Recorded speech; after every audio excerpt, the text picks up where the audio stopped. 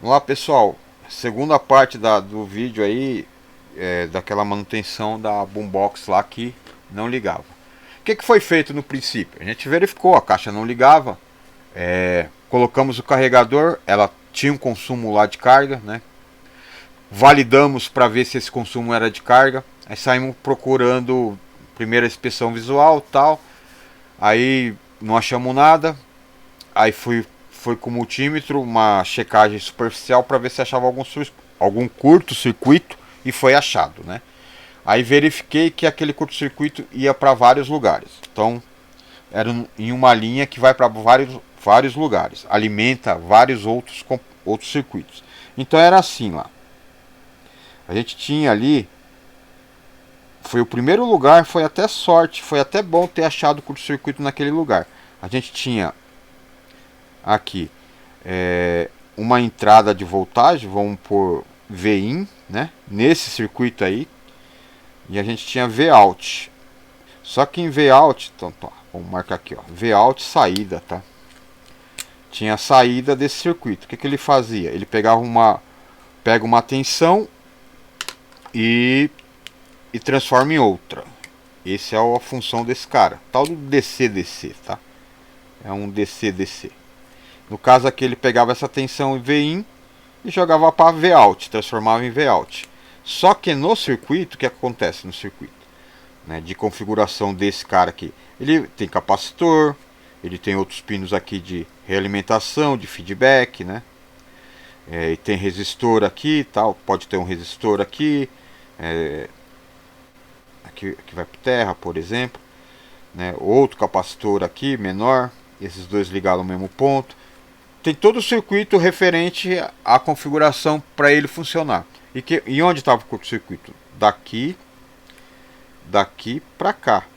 Então tudo que estava ligado em Vout, que era de 3,3 volts, tudo que tivesse ligado nessa parte estaria em curto, porque a gente tinha ali aquele outro CI maior, no caso esse cara aqui, cadê o cara? Procurando o cara, ó. Esse cara aqui, que era o causador do curto. Esse cara aqui é de som, é da parte de áudio, tá? PCM. Ele tem vários pinos, né? Tudo dedicado lá às suas funções de áudio. É um codec aí. Então o que aconteceu? Aqui nele, em um dos pinos deles, chega Vout. O que é Vout? É esse cara aqui. É como se daqui tivesse ligado aqui, ó. Se eu tiver outro circuito aqui que tem, tá? Sei lá, um circuito que entra Vout, agora entra Vout, né? E sai Vout 1, por exemplo, né? Muda de nome. Qual que é esse Vout? É aquele mesmo lá, então quer dizer que estava ligado aqui também.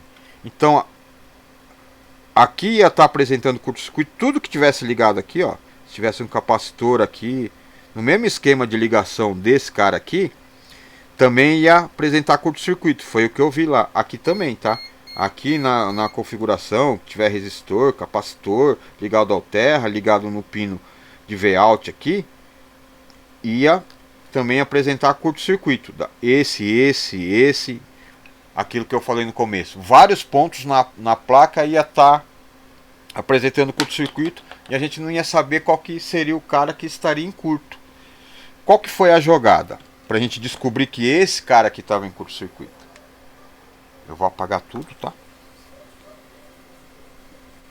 Apagar tudo pra gente começar de novo e dar essa explicação final. Onde que eu fui? Eu fui ver onde era gerado o Vout. Vout, aquele que estava apresentando curto, era gerado exatamente naquele primeiro DC-DC que eu desenhei aqui, que foi uma coincidência, tá? Né? Mas eu fui no esquema elétrico e vi aqui que aqui era Vin, né? Como eu falei. Aqui Vout, né? Com o seu circuito de configuração lá, tal, capacitor. Aqui é terra, tá? Capacitor, resistor, que é ligado em outro pino aqui, né? Então, eu vi que o Vout aqui ele começa aqui nesse CI, né? Inicialmente ele é gerado aqui. Então o que que eu fiz? Eu tirei esse cara fora. Vou tirar ele fora aqui. Tirei esse aí fora. Deixa eu apagar tudo, que essa caneta aqui é horrível para apagar. Então aqui é onde a gente tinha, aqui VIN, né? Aqui era aqui nesse pontilhado era onde estava o CI, né? Ele foi arrancado fora, ele não tá mais aí. Aqui nesse padzinho dele, né? Melhor, aqui assim, a gente tinha V-out, né? Que era ligado em um dos pinos do CI aqui. O que que eu fiz, né? Tem pino aqui que é terra e tal. O que que eu fiz? Eu peguei minha fonte de alimentação lá, minha fonte de bancada, tá? E configurei ela para 3,3 volts, que era a tensão de V-out. Lá no esquema mostra para mim que aqui é 3,3. O que que eu fiz? Eu peguei e liguei do meu polo positivo na linha de V-out da minha fonte de alimentação, né? E aqui eu liguei no terra da placa lá. Da placa, achei um ponto de terra e liguei o terra. Então a minha fonte que está aqui, né? O que ela tem lá no mostrador dela? Ela vai mostrar para mim a tensão, que era 3,3 volts. E aqui embaixo ela me mostrou uma corrente que começou com um ponto alguma coisa, 1.0, e foi até 0,25 amperes. Quando eu ligava a fonte, ela entrava dentro da placa através de V-out e ia alimentar todos os outros circuitos que eram alimentados por V-out, né? Inclusive aquele cara lá, aquele CI que estava em curto, né? O PCM lá. Então o que tivesse em curto, com esse consumo aqui de amperagem, que é uma amperagem de curto, ia aquecer. E o que aqueceu? Foi esse cara aqui, ó, que começou a esquentar, como eu mostrei no vídeo lá.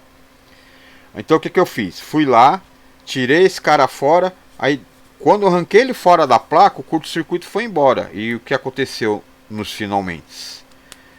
A placa voltou a funcionar, né? Porque ele era um circuito é um CI de áudio. Apesar de apresentar som, o som sai sem equalização e mais baixo, né? Por isso que saiu um pouco de som lá quando eu fiz o teste. Mas precisa dele para funcionar perfeitamente no volume certo e no grave certo, né? Vamos dizer assim, na equalização correta.